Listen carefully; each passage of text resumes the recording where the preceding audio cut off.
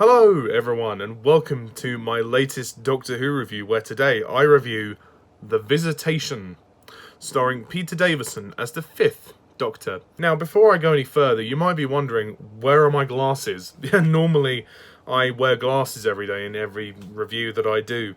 I should tell you that I actually, my glasses broke the other day when I was trying to put them on. I opened them up and the handle on the left hand side broke. Went to the opticians to try and see if a repair was possible, but it wasn't. So I've ordered a new frame for the glasses, and they've taken the old pair and the lenses so they can add them into the new frame. What this meant was that I had to purchase some contact lenses, so I'm wearing contact lenses at the moment, and I don't think my new glasses are ready yet, so for the moment I'm having to go without glasses. So yeah, enjoy this look while it lasts, because it's not permanent. Anyway, to press on with the review. The Visitation. This is the 4th story in season 19 of Doctor Who. It was written by Eric Saulwood, directed by Peter Moffat, hopefully no relation to Stephen Moffat, and of course produced by John Nathan Turner. And the basic plot of this story is as follows. The 5th Doctor tries to take Tegan back to Heathrow Airport, but the TARDIS arrives in the 17th century instead of the 20th century. The time travellers find a space capsule has crash-landed nearby, and that its alien occupants, 3 Terraliptil prison escapees, intend to wipe out all indigenous life on Earth by releasing rats infected with an enhanced strain of the Great Plague. The creatures are also using a sophisticated android to strike terror into the local villages. Aided by itinerant thespian Richard Mace, the Doctor tries to unravel the evil plot. That is essentially what you have going on in The Visitation. Okay, The Visitation. Now, this is a very highly regarded Doctor Who story. A lot of people love this story, even if they're not big fans of Peter Davison as the Doctor. This story gets a lot of acclaim, and I can see why. The Visitation, for me, is a fantastic Doctor Who story. This is, without question, the best Peter Davison story so far that I have seen.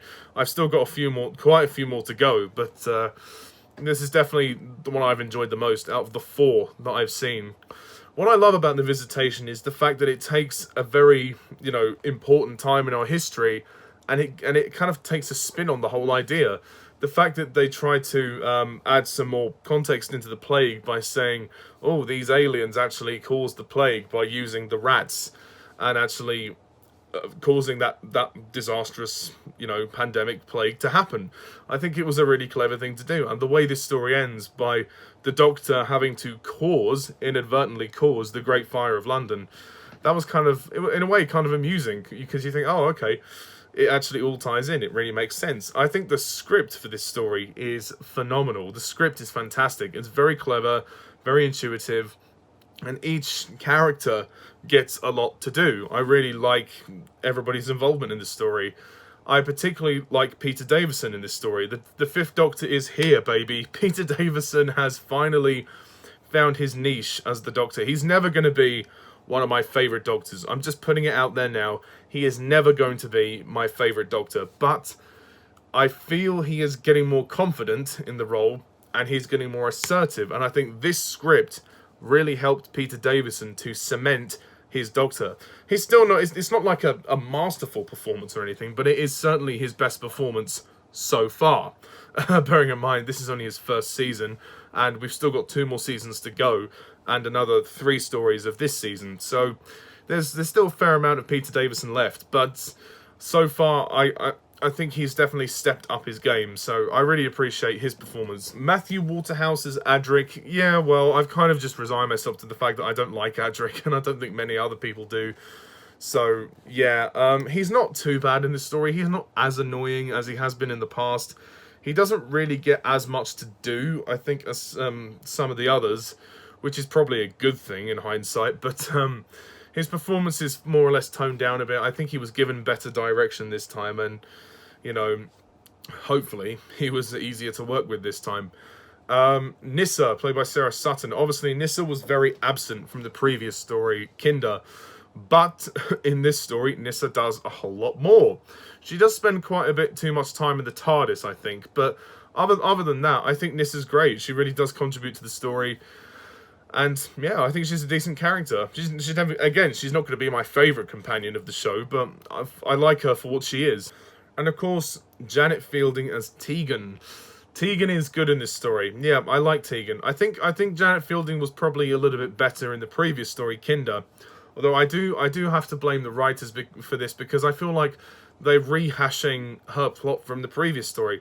They're making her possessed and being controlled again. It's like, how many times do we have to see this? I mean, come on, it's a little bit repetitive by this point, especially with the fact that it's happening to the same character as it did in the previous story. I do feel that's a little bit lazy. Tegan could have actually had a bit more of an important role than doing that, really. It doesn't add anything to this particular story, but in the other scenes when she's not being possessed, she is very good. I also have to mention Richard Mace, who's played by Michael Robbins. You know, he talks. He's a thespian, and he's very well spoken, and he reminds me a bit of Garen from the Rebos operation. He talks in a very posh voice like this. Oh, can I see the crown jewels? Oh yes. I mean, he doesn't say that, but that sort of accent is what he does, and he's like, oh, we will fight the fire. I'm feeling a bit sour. You know, he emphasizes on a lot of his words, and I think he's quite funny. I think he's amusing, and he actually spends quite a lot of time working with Peter Davison.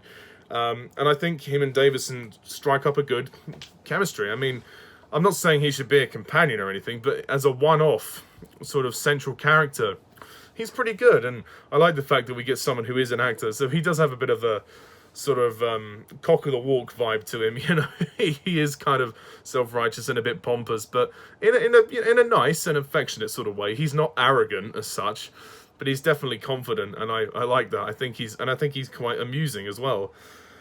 The rest of the cast are very good. John Savidant as the Squire, he comes in for a couple of moments and he's very good. The Pteroleptils, the villains, they're very good. I think the Pteroleptils are excellent Doctor Who villains, and I'm surprised they've never returned. Their costumes are really interesting. They kind of have this sort of lizard-like look to them. Not so much like the Silurians, because they're Homo reptilia. They have a kind of humanoid look to them. These look like almost like lizard dinosaurs.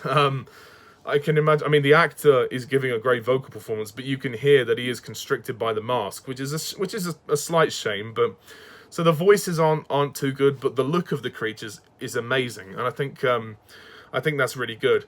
Although that being said, they do have these android characters, or this android who dresses up to look like Death. I can't deny that costume looks a bit silly to me. I do think that costume is a little silly. It just looks like a guy wearing a costume at a Halloween party. I'm going to be completely honest there. It doesn't ruin the story for me, but it does detract when I look at it and I go, that isn't convincingly scary. Even back then, it wouldn't have been too scary.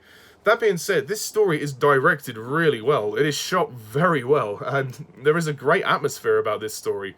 The director is Peter Moffat. Again, I sincerely hope he's not related to Stephen Moffat, but his direction is very good, and I like the tension in this story. There's a sense of claustrophobia. It's not so much scary, but it's definitely tense. I mean, there could be some. I suppose the story could be a little bit scarier, like the Talons of Wing Chiang. It could have gone maybe to that degree. I mean, but that story was very dark. It definitely is creepy. It's a very creepy story, and I like that moment when the Doctor sees the rats and he kind of understands then what's going on. It's the Great Plague, and obviously leading to the Great Fire of London, which is interesting. And again, I love the whole spin on the idea, even though it's an important time in our history. I do think it's an interesting idea to have these aliens come in and essentially cause the plague, and then the Doctor have to stop it and cause the Great Fire of London. It's a clever little niche. I think it's good, and the pacing is great. It moves very quickly, very brisk for 4 episodes. Doesn't drag once. Held my interest for the entire duration. It really came together, and the script is easily the biggest strength of the story. So Eric Saward, thank you very much. And apparently J&T was very impressed with this script that much that he actually made Saward the script editor after Christopher H. Bidmead. So good on you, Eric. Good on you. One other thing I have to say, one sort of pet peeve I have with this story is the sonic screwdriver. It gets blown up. I mean, what is it with JNT and sort of... he ruined the Fourth Doctor in the previous season. He ruined K9 and he abused K9, and now he's destroying the sonic screwdriver. I don't understand why that happens. It's only a little moment in the story, and it doesn't take my enjoyment out of the story. It's a bit of a bum note. You go, oh well, that sucks. But I know the sonic screwdriver will reappear in the future. But at this time, like, there was no need to destroy it. The need to destroy it was none. I couldn't work out why they were doing this. It just seemed completely irrelevant. So that's a point knocked off. I think the sets are really good and really terrific. I love the set of the Pteroleptil's ship or lair or whatever. Sorry, I was struggling to find the words there. And the green lighting really, it just enhances the mood. I think lighting wise, this story is great. There are some dark moments as well, and the little sort of house that they're in is really interesting. I mean, part one is a real sort of tension builder, and then from part two to the end, the tension keeps building and building and building. Like I said, the direction is perfect. This is what the first three stories needed. I mean, don't get me wrong, I like Kinder, but it isn't perfect. I think Kinder needed Peter Moffat.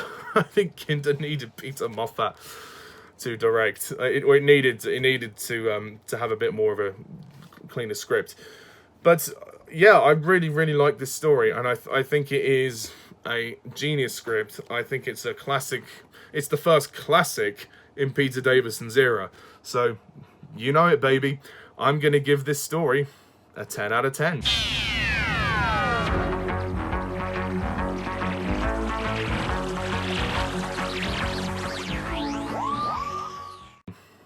Like I said, I've got a couple of minor issues with the story, but that doesn't really bother me too much. I don't really... Those minor quibbles like about Tegan's possessed plot, that's the biggest quibble, really. The costume is a bit silly on the android.